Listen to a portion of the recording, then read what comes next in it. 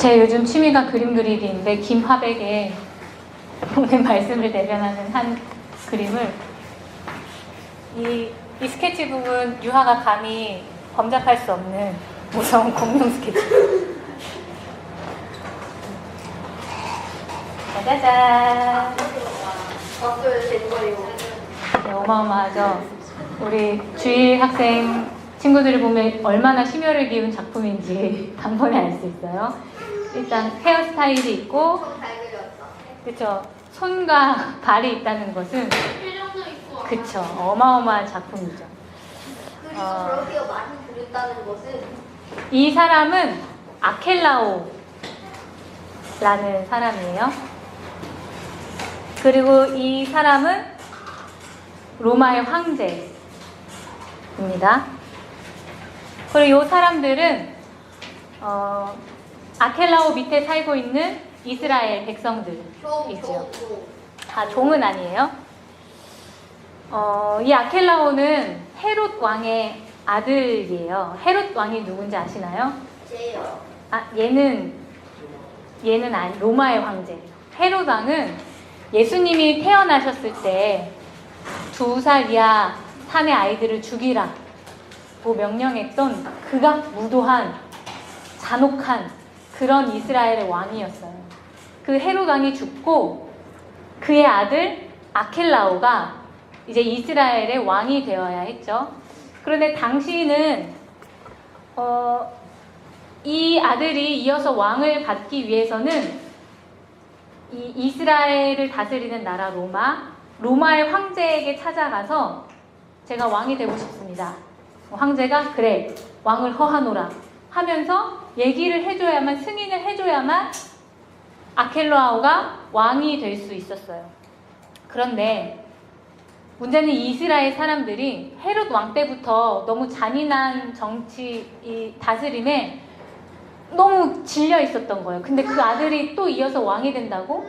게다가 이 아켈라오도 잔인하다, 포악하다 이런 얘기들이 많이 있었거든요. 그래서 아켈라오가 로마 황제를 찾아가기 전에 이 이스라엘 백성들이 몰래, 이 사람 몰래 사자들을 보내서, 편지를 보내서 저희는 아켈라오가 왕 되는 것을 원치 않습니다.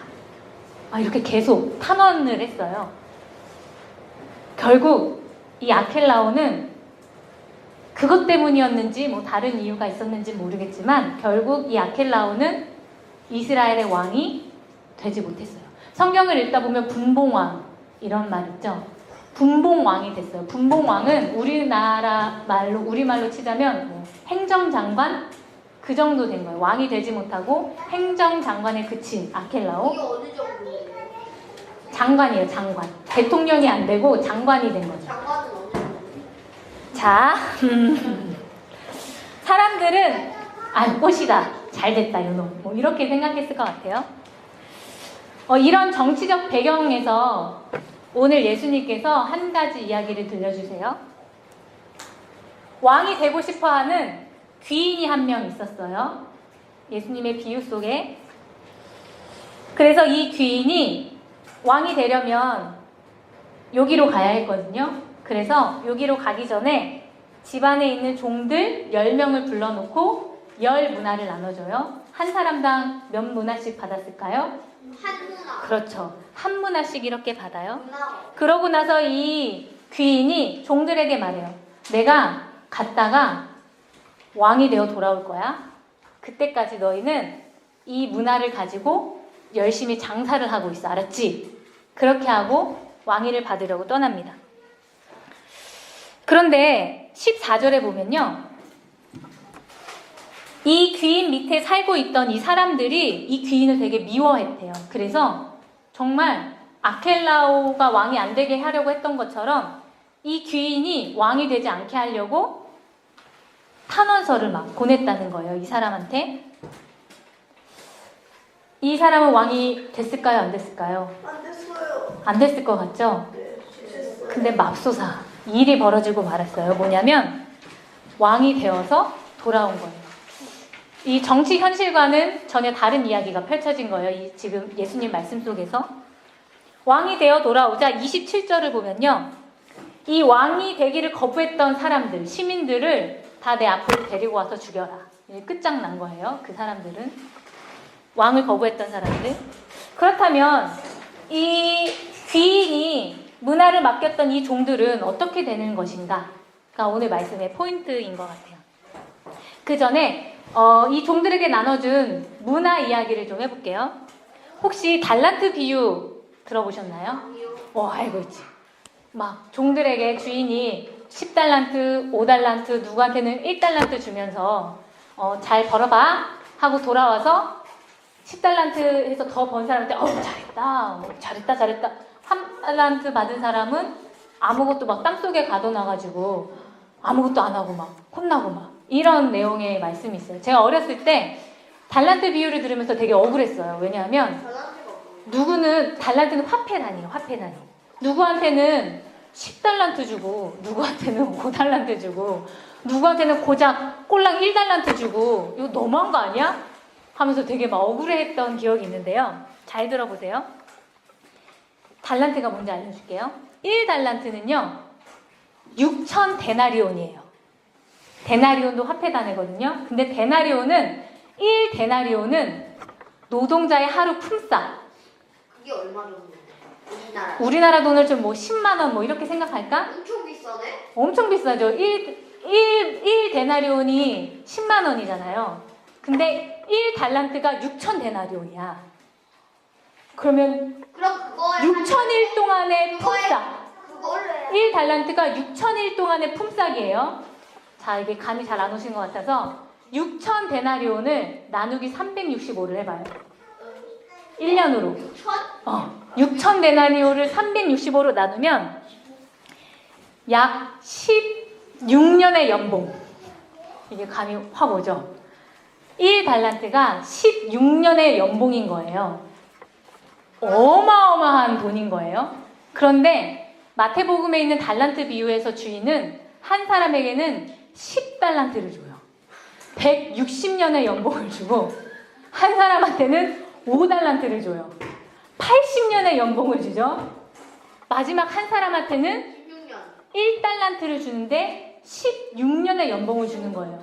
그러면 이게 1달란트 받은 사람은 억울할 일이 있을까요? 없을까요? 없어요. 없는 거예요. 왜냐하면 16년치의 연봉을 받았기 때문에. 10이면 틀리네. 저 같으면 16년 연봉, 막 160년 연봉 받으면 받고 내가 튈것 같아. 튈 것 같죠? 근데 주인이 얼마나 그 종들을 믿었으면 일시불로 이렇게 한 번에 돈을 맡겼을까? 자, 그렇다면 오늘 우리가 읽은 본문은 문화 비유예요. 그럼 문화는 얼마 정도의 돈일까? 자, 보세요. 1문화는 여기 나눠줬던 1문화는 100데나리온이라고 해요. 100? 100일 동안 일할까? 그러니까 약 3개월치의 월급인 거예요. 그 정도. 아이고, 너무 갑자기 막 확 쪼그라든 느낌 들지 않나요? 엄청 적은 양이에요. 귀인이 준 것 치고는, 왕이 될 사람이 준 것 치고는 3개월치 연봉을 3개월치 월급을 주면서 장사해봐라 하는 건 약간 좀 쫄리는 기분이 드는 것 같아요. 당시에 안토니우스의 병사가 전쟁을 치른 후에 500데나리온을 받았대요. 근데 그 병사들이 500데나리온을 받고 굉장히 불쾌히 여겼다는 거예요. 너무 적어서. 그에 비하면 300데나리온은 훨씬 더 적은 비용이죠. 이렇게 한 문화씩 줬어요. 그렇다면 이제 이 귀인의 명령에 따라서 장사를 해야 하는 이 종들은 이 적은 돈을 받고 어떻게 살았을까요? 먼저 20절 보면요. 다 같이 한번 읽어볼까요? 20절 말씀. 또 한 사람이 시작.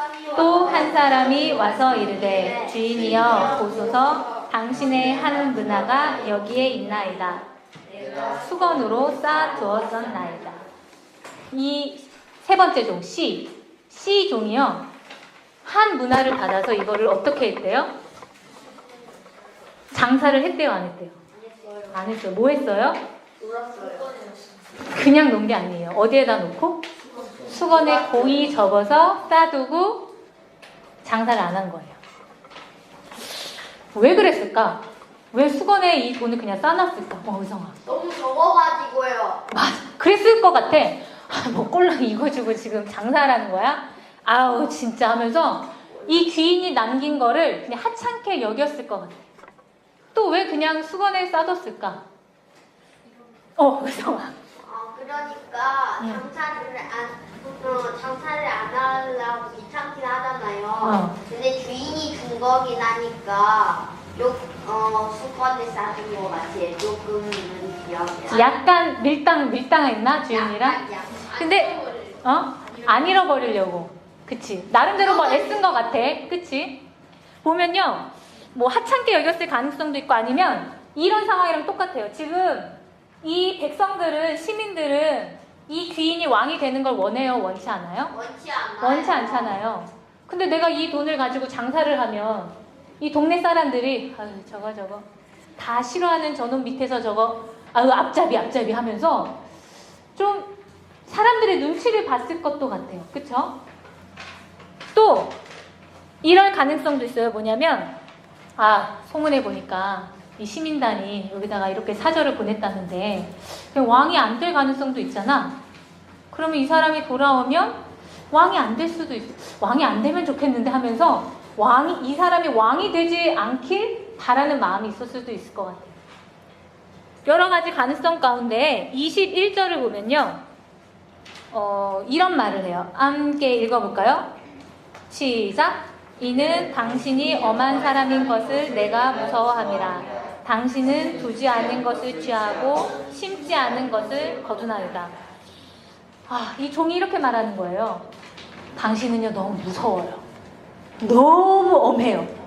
그래서 이게 막 없어지면 어떡하? 이 주인을 뭐라고 표현하냐면 아무것도 심지 않은 밭에서 막 착취해가지고 막 뽑아오고 막 그런 포악한 사람이잖아요. 그래서 내가 당신을 너무 무서워해서 이 수건에 가둬둔 거예요. 막 이런 말을 해요. 실패할까봐. 이 문화를 장사하지 못해서 실패할까봐. 그 엄한 주인한테 막 당할까봐. 그랬다고 지금 변명을 하는 거예요. 그런데 보면요. 이 종이 했던 말 있잖아요. 당신은 착취자예요. 당신은 잔인한 사람이에요. 이렇게 얘기를 하고 있어요. 지금 21절에서. 근데 이게 되게 무례한 말 같은데 당시 중동에서는요. 남자 하면 막 습격하고 강탈하고 이런 잔인한 사람들이 남자 오브 남자였거든요. 그래서 지금 이 종은 주인한테 약간 아부를 하고 있는 거예요. 당신은 진짜 엄한 사람이잖아요. 그런 사람이잖아 하면서 싸바싸바 하고 있는 거예요. 그러니까 22절에 보면 23절에 보면 종이 이 귀인이 종의 말을 듣고 그래? 나 그런 남자야? 아니 그러면 내가 그렇게 엄한 사람인 줄 네가 알고 있었으면 이 돈을 은행에 맡기지 그랬어. 그럼 은행에서 이자를 주잖아. 이렇게 얘기를 해요. 이 말은 무슨 뜻이냐면 당시 유대 법에는 돈을 은행에 맡겨서 이자를 받는 게 금지였어요. 그러니까 지금 귀인은 종한테 내가 그렇게 막 포악하고 막 그런 남자였으면 이 검은 돈이라도 만들어서 나한테 바쳤어야지. 내가 좋아할 거 아니야 검은 돈이라도. 너 왜 그렇게 안 했어? 이렇게 지금 얘기를 하고 있는 거예요. 검은 돈이 뭐예요? 불법 돈, 나쁜 돈. 나쁜 돈이라도 만들었어야지. 네가 지금 하고 있는 말이 안 돼. 너는 지금 합리화를 하고 있는 거고 변명하고 있는 거야. 어떤 이유든 그건 용납 못해. 왜냐하면 너는 뭐 이러한 일로 수건에 싸놨다고 갖가지 변명을 대면서 말하지만 결국 너는 내 명령에 따르지 않은 것뿐이니까 하면서 24절에 보면 수건에 싸둔 한 문화를 그냥 뺏기고 말아요. 그렇다면 질문이 있어요. 이 귀인이 종한테 원했던 것은 무엇일까? 문화를 남기는 거였을까? 한 문화를 더 남겨야 칭찬을 받는 거였을까? 이 세 번째 종은 문화를 남기지 않아서 빼앗긴 걸까? 15절을 한번 볼까요? 귀인이 왕이 되어 돌아와서 이 종들에게 묻는 말이 있어요. 같이 15절 읽어봅시다. 시작. 귀인이 왕위를 받아가지고 돌아와서 은화를 준 종들이 각각 어떻게 장사하였는지를 알고자 하여 그들을 부르니, 이 귀인이 종들을 찾아서 묻는 말이, 야, 얼마 벌었냐? 이게 아니고요. 너네 어떻게 장사했냐? 이렇게 물어본다는 거예요. 이 어떻게 장사했냐라는 말은요, 헬라어로 두 가지 번역을 갖고 있어요. 첫 번째 번역은 제가 아까 말했던 말, 야, 얼마 벌었냐? 라는 번역이라는 거예요. 우리가 흔히 알고 있는 번역이에요. 보통 얼마 벌었냐? 이렇게 했을 것 같잖아요. 그런데 이거는 어쩌면 이 자본주의 사회에서 우리가 무엇에 관심을 가지고 있는지를 나타내주는 번역인 것 같아요. 사실은 2세기 이후에 이 본문을 번역들은 다르게 번역을 하고 있어요. 이 헬라어를 어떻게 번역하냐면, 얼마나 장사했냐, 어떻게 장사했냐를, 야, 딱 와서, 야, 너 얼마나 많이 거래했냐? 라고 묻는다는 거예요. 얼마나 많이 거래했는지 묻는다는 말은 우리 최정현 집사님이 아실 것 같은데요. 얼마나 거래했냐라는 물음 속에는 내가 얼마나 뼈 빠지게 사람들을 만나고, 얼마나 발품을 팔아서 일하고, 얼마나 장부에 수많은 일들을 기록하고 하는 나의 수고와 노력들이 포함되는 말인 거예요. 이 귀인이 종들에게 와서 물어봤던 거는, 야, 이윤을 얼마나 많이 남겼어? 가 아니라, 야, 너 얼마나 신실하게 살고 있었어? 너 얼마나 성실하게 내 명령을 준행한 거야? 이 종들의 태도에 대해서 물어보고 있다는 거죠. 그러므로 우리 첫 번째 종의 대답을 한번 볼까요? 16절에 보면요, 이 첫 번째 A 종에게, 야, 얼마나 장사했냐? 얼마나 많이 거래했냐? 물었더니 이 종이, 제가요, 한 문화를 10문화로 만들었어요. 이렇게 대답을 하거든요. 그런데 이 귀인이 10문화 만들었어요 한 말에 대해서, 너 성공했네, 너 많이 벌었네, 뭐 이렇게 대답을 안 하고요. 17절 한번 읽어봅시다. 시작. 주인이 이르되, 잘하였다 착한 종이여, 네가 지극히 작은 것에 충성하였으니 10 고을 권세를 차지하리라. 야, 너 진짜 신실하게 살았구나, 너 되게 믿음직하게 착실한 삶을 살았구나 하고 칭찬한다는 거예요. 그의 이윤을 칭찬하는 게 아니라 그의 성실함, 신실함을 칭찬한다는 거죠. 그러므로 A가 대답했던 10문화라는 양은요, A의 성공을 나타내주는 게 아니고 귀인이 없는 동안 이 귀인을 원치 않는 사람들 가운데 살면서, 그러므로 이 A에게 불리한 환경 속에 살면서도 A는 이 귀인의 명령에 얼마나 믿음직하게 또 착실하게 살았는지를 나타내주는 지표라는 거예요. 그 10문화가. 그렇다면 A보다 적게 남긴 B에게, A는 지금 10문화를 남겼거든요. B는 5문화. 그렇죠. 19절에 보면 5문화를 남겼어요. 18절에 보면. 그런데 19절에서 이 귀인은 5문화를 남긴 종에게도 똑같이 칭찬을 해요. 야, 너 고작 쟨 10개 했는데 넌 5개 했냐가 아니라 똑같이 얘기해요. 한번 읽어볼까요? 19절 시작. 주인이 그에게도 이르되, 너도 5 고을을 차지하라. 야, 너도 신실했네. 너에게도 5 고을을 줄게. 고을이 뭐예요? 신실하다라는 칭찬과 이거는 동일한데, 고을은 뭐냐면 마을, 뭐 이런 거예요. 다른 A와 B의 차이가 있다면요, 자기의 이 신실함에 따라 주어진 책임의 양인 거예요. 너 이렇게 신실했으니까 내가 선물 줄게. 너 휴가야 오늘부터. 내지는 선물 줄게. 너 보너스야. 이걸 주신 게 아니고요. 이 사람이 왕이 되어 돌아왔잖아요. 그러면 이제 왕이 여기를 통치할 거란 말이에요. 그런데 이렇게 통치할 때 너에게는 10 고을, 너에게는 5 고을을 줄게 하면서 이 왕의 통치에 같이 참여할 수 있는 기회, 왕의 통치를 책임질 수 있는 역할을 부여한다는 거예요. 그러므로 이 귀인이 종에게 바랬던 것은 내가 맡긴 걸 가지고 너 성공해, 이윤 많이 남겨, 이게 아니라 이 양에 상관없이 야, 내가 안 보여도, 내가 여기 가 있어도, 너네가 좀 불리해도 그냥 내가 했던 말 있지? 그 말에 따라서 신실하게 매일매일을 살아야 돼. 알았지? 귀인이 원했던 건 그거라는 거죠.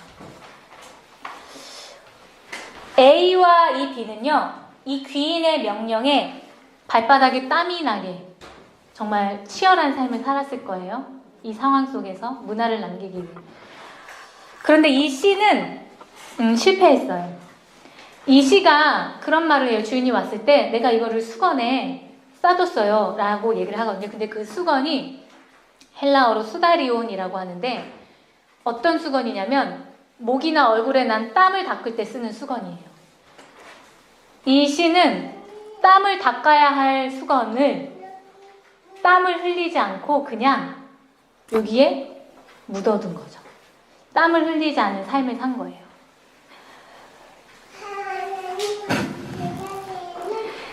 이 말씀은요, 예수님께서 유월절을 맞이하여 예루살렘을 향해 가던 길에 들려주신 말씀이에요. 그리고 이 말씀 직전에 삭개오를 만나서 삭개오에게 이런 말을 해요. 오늘 구원이 너에게 이르렀다. 아마 예수님 주변에 있던 사람들은 이 말을 듣고 오늘 구원이 이르렀다라는 말을 듣고 정말 심장이 쿵쾅쿵쾅 했을 거예요. 왜냐하면 유월절이 상징하는 것은 뭐냐면 이스라엘 사람들이 애굽에서 해방되는 날이거든요. 이 날을 기념하는 날인데 이 날에 예수님이 구원이 이르렀다. 오늘. 이렇게 얘기를 해버리니까 거의 뭐 연관 검색어 어게인 유월절 어게인 이번 유월절에 드디어 우리가 로마에서 해방되는 건가? 하면서 막 사람들이 들떴을 때 예수님이 이 비유를 들려주시는 거예요. 11절에 보면 맙소사. 이게 아닌데 내가 했던 말은 그게 아니야 하면서 이 이야기를 들려주신 거예요. 우리는 대림절을 보내고 있어요. 오늘 대림절이 시작되었어요. 대림절은 어떤 날이냐면요. 예수님이 이 땅에 오셨어요. 십자가에 죽으시고 부활하시고 승천을 하셨어요.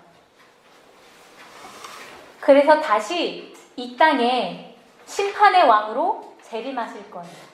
우리는 예수님이 없는 이 기간을 지금 살고 있는 거예요. 다시 오실 예수님을 기다리면서 살고 있는 거죠. 우리는 예수님이 없는 가운데 지금 살고 있어요.